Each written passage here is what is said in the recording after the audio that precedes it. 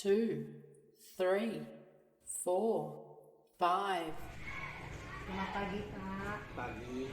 Terima kasih Pak sudah mau meluangkan waktunya untuk saya. Di sini saya ingin menyampaikan Pak bahwa saya ini mendapat tugas dari guru penggerak untuk mewawancarai 2-3 kepala sekolah tentang pengambilan keputusan yang terjadi pada sekolah ini Pak. Bapak tidak keberatan kan Pak? Tidak, siap. Oke, terima kasih Pak. Nah, saya juga ingin belajar banyak dari Bapak tentang cara-cara Bapak mengambil keputusan terhadap kasus-kasus yang terjadi di sekolah ini. Mohon ya Pak dibantu saya supaya untuk saya dapat eksplorasi ke anak-anak Pak. Ya, siap. Ya, bagaimana Pak Bapak mengidentifikasi kasus-kasus yang terjadi di sekolah ini Pak? Ya, kasus yang saya tangani karena banyak kasus yang telah terjadi, bahkan 1 minggu itu ada 3 kasus yang kita selesaikan. Maka tadi caranya itu adalah saya melihat dari sudut pandang moral dan hukum. Apabila kasus tersebut melanggar hukum, maka sudah tetap tentu benar lawan salah. Namun jika masih bisa dikatakan benar lawan benar, masalah tersebut adalah dilema etika.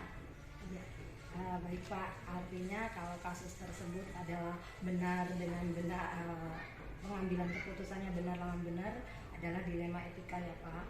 Kemudian selama ini bagaimana Bapak mengambil keputusan di sekolah ini, terutama untuk kasus-kasus antara dua kepentingan yang sama-sama benar atau sama-sama mengandung nilai yang baik atau nilai kebajikan, itu bagaimana Pak? Jadi selama ini saya melakukan identifikasi kasus dari berbagai sudut pandang, kemudian menimbang secara matang mana yang paling benar dan keputusan tersebut menguntungkan banyak orang, tidak ada yang dirugikan. Berarti artinya memang itu tidak ada yang dirugikan ya setelah mengambil keputusan tersebut. Kemudian langkah-langkahnya bagaimana Pak? Langkah-langkah yang dilakukan menentukan penyebab permasalahan, menentukan siapa yang terlibat, menanyakan kepada orang-orang terdekatnya, berdiskusi dengan warga sekolah, membuat beberapa solusi keputusan, menimbang dari berbagai sudut pandang sebelum memutuskan mengambil solusi. Oke, berarti panjang ya Pak ya langkah-langkahnya. Kemudian yang paling dianggap efektif dalam mengambil keputusan benar lawan benar seperti itu bagaimana? Jadi saya melakukan analisis kasus kemudian menentukan solusinya, menyesuaikan dengan peraturan dan norma yang berlaku, serta mengedepankan kepentingan umum. Solusi tersebut bermanfaat bagi banyak orang dan baik secara jangka panjang. Selanjutnya Pak, selama ini tantangan apa yang Bapak hadapi dalam mengambil keputusan pada kasus-kasus yang ada Pak? Jadi tantangan dalam pengambilan keputusan adalah mencari keputusan yang terbaik, karena keduanya merupakan masalah yang sama-sama benar. Dalam mengambil keputusan harus menguntungkan kedua belah pihak dan tidak merugikan salah satunya. Kemudian Bapak memiliki jadwal atau tata cara tidak dalam menyelesaikan kasus? Untuk memutuskan masalah yang ringan biasanya langsung saya putuskan. Jika masalah itu berat, saya memutuskan sesuai dengan langkah yang disebutkan pada norma yang ada. Kemudian ada tidak seseorang atau faktor-faktor yang mempermudah Bapak dalam mengambil keputusan? Jadi dalam pengambil keputusan saya selalu mengajak warga sekolah, stakeholder, wali murid, orang-orang yang mempunyai kedekatan personal dengan orang yang mengalami permasalahan, jadi banyak yang membantu dalam mencari alternatif tersebut, solusi. Solusi ya untuk menyelesaikan kasus. Nah, dari semua yang Bapak sampaikan tadi, pembelajaran apa yang Bapak dapat dari cara Bapak mengambil keputusan itu? Jadi pelajaran yang dapat saya ambil, jadi saya menjadi lebih bijaksana dalam menganalisis sebuah permasalahan untuk dijadikan pertimbangan menentukan solusi yang tepat dan terbaik. Itu yang dapat disampaikan. Terima kasih Pak. Nanti cara Bapak itu akan saya terapkan untuk pembelajaran saya di kelas dan menyelesaikan kasus-kasus ini sangat bermanfaat Pak bagi saya. Terima kasih atas semua jawaban-jawaban Bapak. Ya, sama-sama. Semoga apa yang pada hari ini kita laksanakan mendapat hasil yang terbaik. Bu Desa menjadi guru penggerak yang terbaik, sukses. Semoga SD yang Bu Desa bekerja menjadi lebih maju. Terima kasih Pak. Selamat pagi Pak. Selamat pagi Bu. Izin Bapak, saya Desa Ketutrani Astuti Asih dari SD Negeri 2 Rejo Binangun. Ya. Nah, di sini saya mohon waktu Bapak untuk bertanya tentang cara Bapak mengambil keputusan dengan nilai-nilai kebajikan Pak. Oh, ya. Siap Bu. Terima kasih Pak ya sudah mengizinkan saya untuk mewawancarai. Langsung saya bertanya Bapak ya. Iya, monggo. Iya. Yang pertama, ketika Bapak dalam pengambilan keputusan dengan kasus-kasus yang ada di sekolah ini, bagaimana Bapak mengidentifikasi kasus-kasus tersebut, Bapak? Ya. Terima kasih Bu Desa. Jadi selama saya menjadi kepala sekolah di sini memang banyak dinamika ya. Tapi dalam hal tadi yang jadi pertanyaan Bu Desa, kita tentunya harus menganalisa betul. Jadi fakta-fakta, data, kemudian analisis permasalahan itu dan tentunya pihak-pihak yang bersangkutan. Apalagi kalau berkaitan dengan nilai-nilai kebajikan, kemudian etika, itu saya sangat berhati-hati supaya semuanya bisa mendapatkan hasil yang memang terbaik. Begitu. Artinya Bapak dalam mengambil keputusan ini selalu memperhatikan nilai-nilai yang baik untuk semua pihak ya Pak? Ya, betul, betul. Kemudian bagaimana Bapak menjalankan pengambilan keputusan di sekolah ini untuk kasus-kasus antara dua kepentingan yang sama-sama benar dan mengandung nilai kebajikan Pak? Ya, seperti tadi yang saya sampaikan Bu, jadi saya perlu data.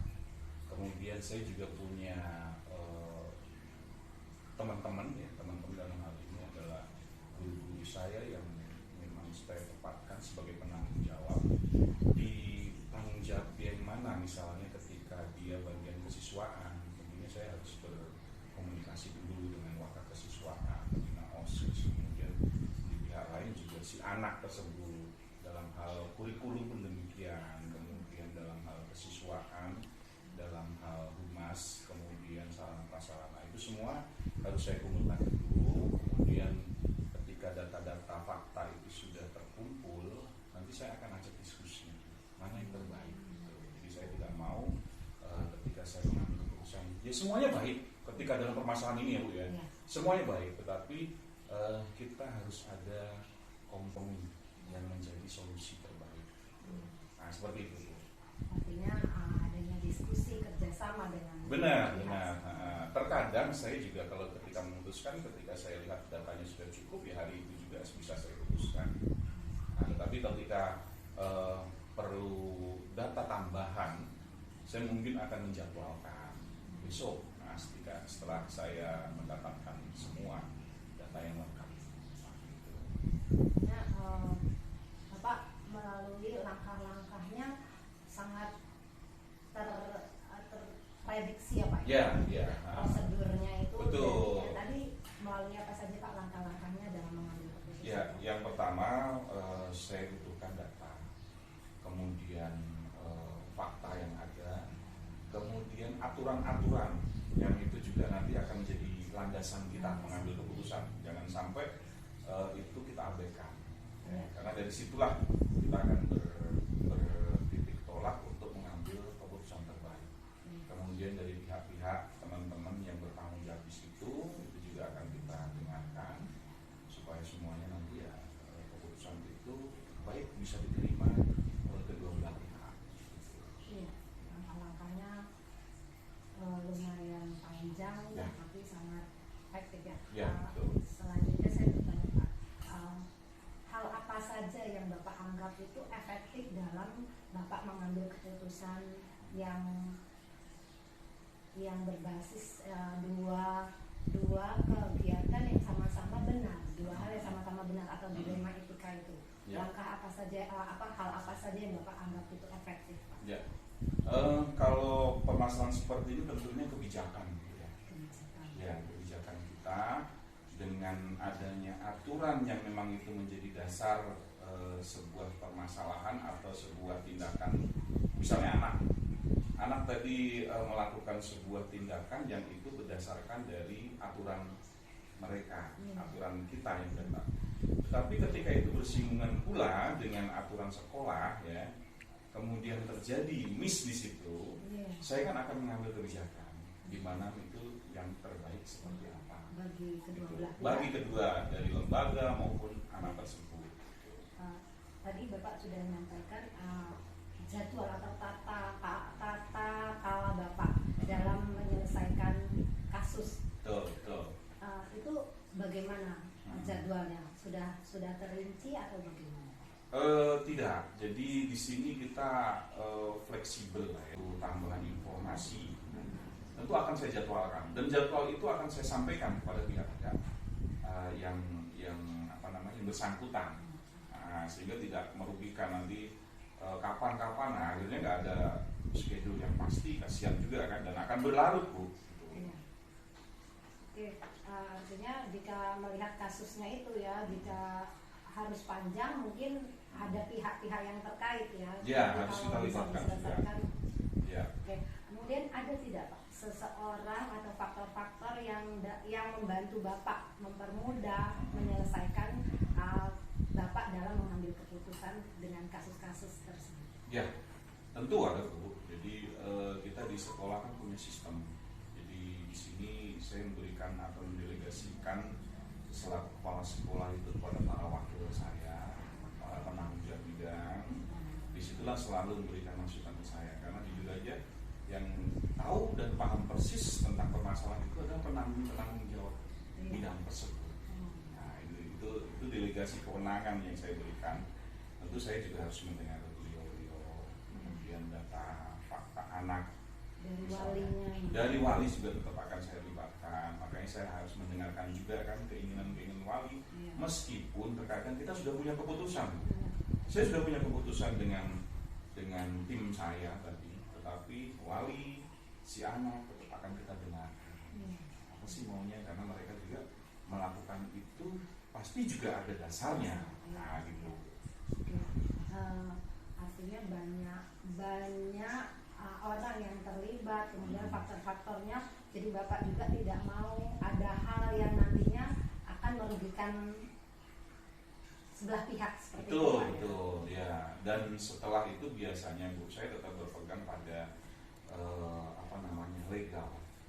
legal formal itu harus. Ketika saya menangani sebuah kasus yang itu harus saya lakukan, itu pasti kedua belah pihak akan saya berikan legal di mana mereka menyetujui dan saling menjaga. Iya. Nah, gitu.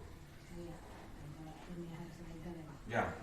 Dari semua yang Bapak sampaikan, pembelajaran apa yang Bapak petik dari ketika Bapak mengambil keputusan selama ini Pak yang bersangkutan dengan dilema etika? Ya, yang pertama adalah tentunya pengetahuan kita tentang dasar-dasar aturan yang ada di sekolah yang berkaitan dengan semua hal ya, di sekolah itu, karena fungsi kepala sekolah itu kan dia juga sebagai supervisor dan juga entrepreneur itu kewirausahaan. Jadi kita ketika mengarahkan anak-anak kita, guru-guru kita itu juga harus ada tujuannya.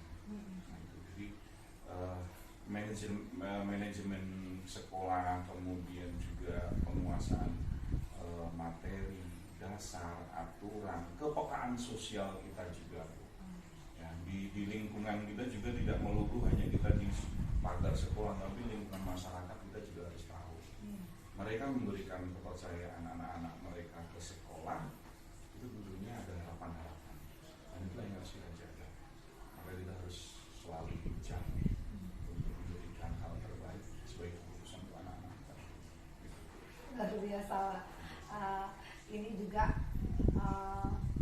pengetahuan baru bagi saya, karena saya juga dengan apa yang Bapak sampaikan itu untuk saya jadikan landasan saya bagaimana saya mengambil keputusan dalam pembelajaran saya di kelas. Ya, seperti itu. Harapan saya begitu ya dalam program calon guru penggerak. Nah, kesanalah itu goalnya ya. Jadi tetap semangat, Bu. Ya, mudah-mudahan semua hal yang menjadi masukan dan ilmu yang kita berikan pada program guru penggerak ini nanti bisa kita aplikasikan. Intinya kan di situ. Jangan hanya kita tahu, paham, tapi nggak bisa mengaplikasikan. Mengaplikasikan itu kan kurang baik juga gitu. Semangat, semoga berhasil. Terima kasih banyak Bapak. Terima kasih atas hari ini.